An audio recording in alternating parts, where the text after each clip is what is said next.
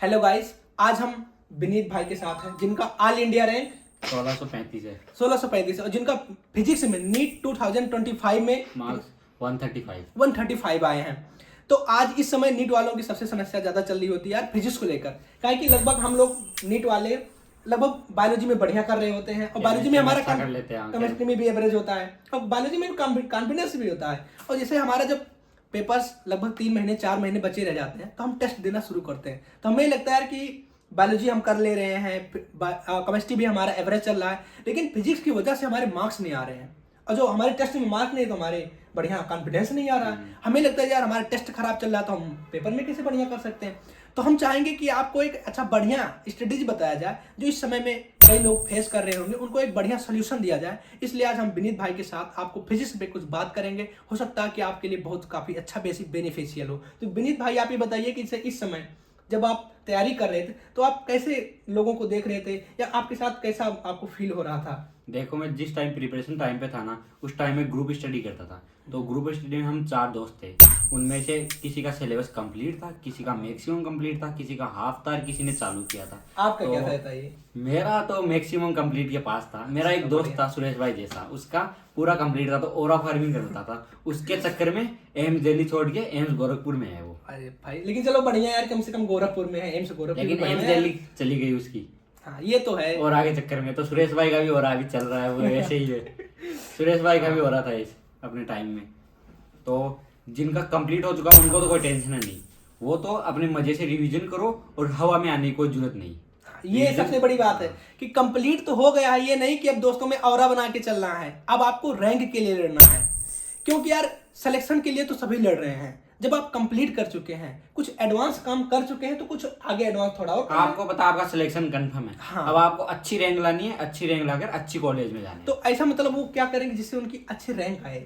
अच्छी रैंक आने के लिए उनका सिलेबस तो पूरा पढ़ा हुआ है। हाँ। उन टॉपिक्स पर ज्यादा ध्यान दे जिनको उनकी बार बार मिस्टेक हो रही है, सेम मिस्टेक हो रही है। उनका कंसेप्ट टीचर के पास जाकर वो दोबारा समझे, जिसके कारण उनके कंसेप्ट क्लियर हो जाएंगे, उनकी मिस्टेक तो रिड्यूस हो जाएगी। ये कहाँ जान पाएंगे उनके मिस्टेक क्या कहाँ से हो पेपर एनालिसिस करें और मिस्टेक कहाँ हो रही है पेपर में वो देखें उनके। पेपर अगर सेम मिस्टेक हो रही है ना तो उसको नोटबुक में नोट करें और टीचर के पास जाकर उस क्वेश्चन का कंसेप्ट तो देखें। जिनका सिलेबस कंप्लीट हो गया उनको 2 काम करने हैं। पहला काम मैक्सिमम टेस्ट अटेंड करना है और टेस्ट का एनालिसिस करना है और उसको नोट करने हैं। और उसको नोट ही नहीं करना, उसको क्लेरिफाई करना, तो आप एक अच्छा रैंक ला सकते हैं। बात करेंगे जो यार बीच में है, जो सिलेबस को उनका आधा कंप्लीट हो चुका है या अभी लगभग कंप्लीट कर रहे हैं, तो वो ना इधर जा रहे हैं ना उधर जा रहे हैं। सबसे ज्यादा समस्या बीच वालों की होती है यार, वो समझ ही नहीं पा रहे हैं हम जाए किधर, छोड़ दें या करें, तो वो क्या करें यार? देखिए, उनके कुछ ऐसा होता है, उनके कुछ टॉपिक तो बहुत अच्छे से पढ़े होते हैं, कुछ टॉपिक बिल्कुल नहीं पढ़े हुए, कुछ में उनकी दिक्कत होती है। जो टॉपिक अच्छे से पढ़े हुए उनकी कुछ टेंशन नहीं है, वो उनको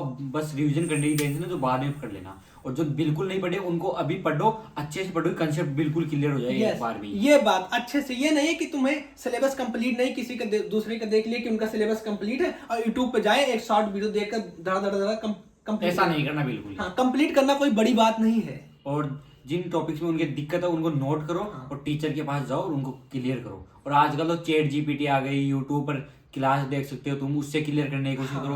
चैट जीपीटी का मिसयूज मत करो। अभी चैट जीपीटी का मिसयूज तो हम बाद में भी कर सकते हैं, जैसे हमारे सुरेश भाई करते हैं अभी प्रेजेंट टाइम में। जैसे देखिए यार, सबसे बड़ी बात यह ना कि हर चीज क्लेरिफाई होना चाहिए। कहीं किसी नीट 2025 में देख लिया जाए यार, इसमें यार कंसेप्ट सबसे बड़ा मायने रखा था।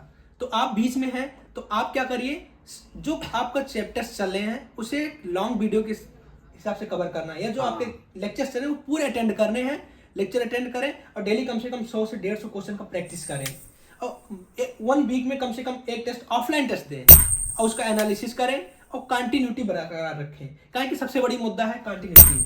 यार एक रोज किसी मोटिवेशन वीडियो को देखकर, किसी प्रकार से मोटिवेशन लेकर हम एक दिन के पढ़ के नीट नहीं निकाल सकते हैं। नहीं निकाल सकते। वो काम आपको यहाँ के करना है। हाँ, वो तो यहाँ करना ही क्या करना है कि आप कॉलेज में आए, कल पेपर है, आज पूरी रात पढ़ लिए, कल पेपर छाप दिए, ऐसा वो काम यहाँ करना, वो वहां नहीं करना है। फिर हम बात करेंगे यार इससे सबसे बड़ी मैक्सिमम ड्रॉपर्स वाले होते हैं। तो यार जो ड्रॉपर्स होते हैं उन्हें ये लगता है कि हमारा तो 5 नंबर से 10 नंबर से या 20 नंबर से रुका था, तो हमारा सब कुछ हमें आ रहा, तो अभी हम थोड़ा रिलैक्स हो जाते हैं। अब जब पेपर आएगा 2 महीने 3 महीने बचेंगे, 4 महीने, हम रिवाइज करके तुरंत दे देंगे। तो उनकी सबसे बड़ी समस्या होती है यार, यही कॉन्फिडेंस उन्हें ले जाता है कि जो उनकी मिस्टेक्स रहती हैं, जो पहले उन्होंने किया होता है, जिसके कारण उनका सिलेक्शन नहीं हुआ होता है, वही मिस्टेक उनकी बनी रह जाती है, तो वो सिलेबस भी नहीं कंप्लीट करते, कहीं को नहीं लगता कि हमारा नोट्स हमारे पास है पहले से, तो वो क्या करें।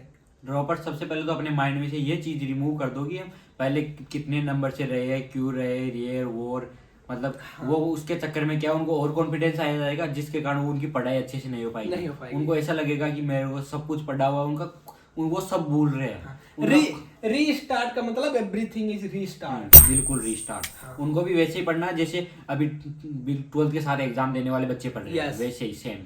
तो उनको भी कंसिस्टेंसी बनाए रखना है, मतलब नॉर्म पेपर अटेंड करना, सभी सबका एनालिसिस करना है। एनालिसिस के बाद जो मिस्टेक होती है नोटबुक में लिखना है उनको। अगर सेम मिस्टेक बार बार हो रही है तो वही कंसेप्ट उनके लिए टीचर के पास जाना है और कंसेप्ट क्लियर करना है फिजिक्स में। तो ये नहीं कि तुम्हें सब कुछ आ रहा है और इसका मतलब ये ड्रॉपर होना कोई बड़ी बात या कोई बुरी बात नहीं है। हम भी 1 साल के ड्रॉपर है। हम तो 3 साल के ड्रॉपर है भाई। हम 1 साल के ड्रॉपर है, मैं ओनली 3 नंबर से रहा था, देख लो यार। बस। तो इसका मतलब ये नहीं ड्रॉपर होना कोई ऐसी बात है, आप जहां भी हैं वहीं से स्टार्ट करें और जितना भी समय बचा ना, ये कहने में है कि 1 महीने बचे, 2 महीने बचे, 3 महीने बचे, यार जब भी जागो तभी सवेरा है। अब इसका मतलब ये नहीं एकदम शाम को जागो, जब आप जागो वहीं से शुरू करो। बस एक चीज हमारा ध्यान रखो, कंटिन्यूटी बरकरार रखें और मिस्टेक्स को अवॉइड ना करें।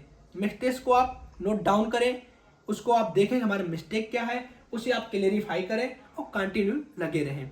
तो सबके बारे में हमारा लास्ट में सबके लिए यही करना है कि किसी चीज का कोई शॉर्टकट नहीं लेना। अभी आपको जो आपने नहीं किया है वो आपको करना पड़ेगा, जिन्होंने कर लिया है वो और अच्छा करे, जो बीच में है वो भी करे और जिन्होंने नहीं किया वो तो जरूर करे।